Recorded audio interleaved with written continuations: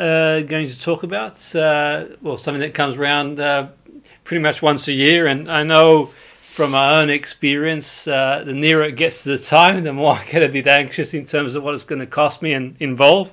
But let's get more information on the topic of MOT with Hannah Gordon, TV presenter and mechanic, and Arjang Salehi, who's eBay UK category lead for parts and accessories. Welcome to the show. Great to have you on board. Yeah, great to be here. So, Hannah, the question is, what does the research tell us? So, research carried out by eBay states that people would rather go to the dentist and get their car MOT'd, which is, it's quite shocking, isn't it? I mean, I can't stand a dentist, but it just shows you the amount of anxiety and stress that is compounded by taking your car for an MOT. And I think, people do get worried, like you said, once a year, your car's over 3 years old, and it's not something people look forward to. No, absolutely, of course, yeah. It's obviously over 3 years in the UK, you get the MOT, and I must admit, for me, Hannah, I've got to say that mechanic I take it to the garage, I'm sort of happy there. I know I feel comfortable, and in terms of like what they explain things to me, and I'm quite comfortable with them, to be fair, but. Even all that said and done, it's still, obviously sort of the cost that comes into it. I mean, what's your take on that? I mean, generally sort of people, what's the anxiety around? I'm guessing it's around sort of cost. Maybe also the other thing as well is how long will the car, if it needs any sort of repairs, be off the road? Yeah, it's the anxiety surrounding it. It's, people drop their car off, and the car is essential to most families and people. Gets them to work, gives them freedom, pick up the kids from school, loads of things that a car gives you. And once you drop it off, it's the uncertainty of, am I going to get it back today? Is it going to fail? Am I going to have a huge bill at the end of the day? And I think, with the cost of living crisis, it's very difficult, for people to potentially pay the bill that they may be facing to get their car roadworthy. So it's that uncertainty. A lot of people don't, potentially know a lot about cars. They're very technologically advanced, and it's a stressful time when someone drops it off. So yeah, it's the cost and the uncertainty. Absolutely. And one thing that I learned this year, Hannah, I mean, sort of it resonates in, with all this, is that basically, I mean, I was unfortunate, just after my MOT, someone that sort of like drove and knocked my sort of mirror on the passenger side off, and obviously there's anxiety around having to sort of get that repaired. But I spoke to the garage and they said you can order one from eBay, and it was just a lot cheaper to do it that way and get them to sort of repair it for me than I'm guessing it would have been otherwise. Is that sort of something that, potentially for people, that they can look at, do you think? Yeah, definitely. With so many cars on the road and so many different makes and models, and, people keep their cars for long periods of time, and the thing is then you don't have the parts available, so you can then go onto a website like eBay and search for parts, put the registration in, and search for parts that maybe main dealers don't have at a better price, get them delivered to your door and fix that yourself. So eBay is a really essential part of keeping cars on the road, because it enables owners to purchase parts and get parts at a good price, and parts that potentially weren't available new or from a main dealer.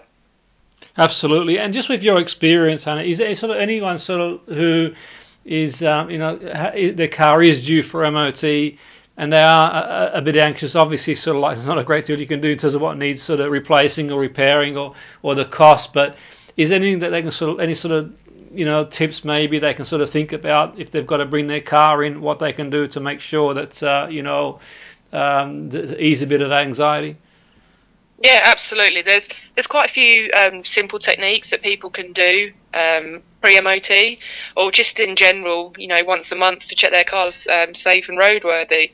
I think, looking at your bulbs, so looking at your lights and the bulbs, checking they're all working, that's something you can help, a friend can help you with. You can go through all of those and replace those if you feel confident enough. Also, topping up your screen wash, so you need to make sure that, you've got visibility, that's part of the MOT as well. Wiper blades, make sure the rubbers on those are, haven't perished. Replace those. So, some are quite simple to replace. So that's definitely something someone can do at home. And also checking your tyres. Tyres are the only part of the car that actually is in contact with the road. So making sure that you've got the correct tread depth and you've got enough. So the legal limit is 1.6 millimeters for an MOT. Make sure you've got the tyre, like the tyre wall is not damaged at all. We've got a lot of potholes in the UK, so making sure that there's no damage to that, and also that we've got the correct tyre pressures. So there are definitely a few things people can do pre-MOT, but also all the way throughout the year. Yeah, no, I must admit I do that myself. I started doing that myself the last few years, throughout the year, just sort of checking and sort of maintaining and keeping the car in good condition as possible. This might be sort of another topic for another day, but one thing at times a little bit confusing in terms of what the MOT sort of entails really. I don't know if this sort of is part of the remit, but in terms of could there be something wrong with the car that is not screening an MOT? Like for example, could there be for example, maybe a battery being low, or is there like a set protocol that the MOT tests for? Or is it just generally sort of, for our listeners, for myself really as well, what does the MOT actually sort of involve? What are they sort of looking at in general? Yeah, so what they'll look for is, as a car is brought into a designated MOT bay, they will do a check on the brakes. So that involves putting it into a set of rollers, checking both front and rear brakes, handbrake as well. They'll also be checking for lights. They'll be checking the suspension, the emissions, if the vehicle has an engine. Obviously, with electric and hybrid driven vehicles, you don't have an emissions test. They'll also then get up on the ramp, check all underneath, check tyres, brakes, suspension, check there's no engine management lights on the dash. Certain new vehicles, if you have an engine management light, that's counted as a failure. So there's a set sheet that a tester goes through that they have to tick off and make sure that everything is safe. So every MOT is done to the same standard. Okay, now that's really interesting stuff. And you mentioned there sort of the 3 years. I suppose for a lot of people, the anxiety is that sort of first MOT where you're kind of thinking, okay, well, I wonder how much it's going to cost me in terms of but like you said there, is there sort of a case for keeping an eye on the car and making sure it's sort of maintained and serviced throughout the sort of 3 years if it is new? So when, if you do decide to keep it beyond that, it's not going to be, your car's going to be in as good nick as possible. Yeah, there's always a case of keeping the car maintained and doing things prior to anything big and bad happening. You want to cut down the amount of money you spend on each, so maintaining a car to a good standard. Obviously, as a car owner, it's your responsibility to make sure your vehicle is road safe. You're carrying passengers, you're also on a road with other people, so ensuring your car is safe and nipping things in the bud that may then become a bigger problem, I think is really important in keeping costs down and also keeping your car on the road. No, absolutely. And the other thing I was going to say, you mentioned about sort of the car sort of changing, and I think this day and age, obviously the cars are getting more and more technology, more difficult. Back in the day, I suppose the cars were probably easier to work on, but these days a lot of things are computerized, electric. Are there still things that you think people sort of can do if they're sort of up for it? Obviously there's that safety thing, bringing it to a mechanic, but like you've mentioned there, there are things that we can do, like checking sort of water, oil and stuff like that. Yeah, so even with really new cars, even electric cars, you'll still have screen wash to check, you'll still have wiper blades, bulbs, tyres.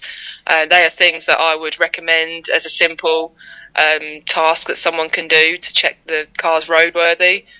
More in-depth things like suspension of brakes, you'd leave up to a mechanic or someone who's quite experienced in that, but there's definitely things that any car, regardless of age, you can look at and do yourself. Absolutely. And where can people find more information, Hannah, if they're sort of interested to sort of know more? Is there anywhere that you can signpost them to go and have a look and find more info?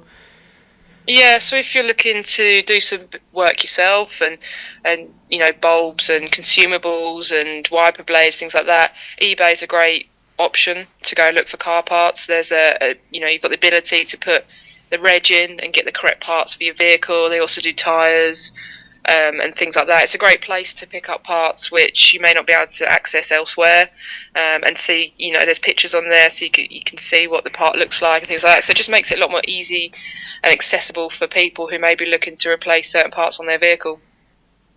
Absolutely, it's been really interesting and informative. So thanks for your time, man. It's been, hopefully it's sort of eased a few of the anxieties some people have. But like you've mentioned there, there's some good resources to have a look, and I'll check that out myself, to be fair. So thanks for your time, and have a great day. Thank you. No worries at all. Thank you.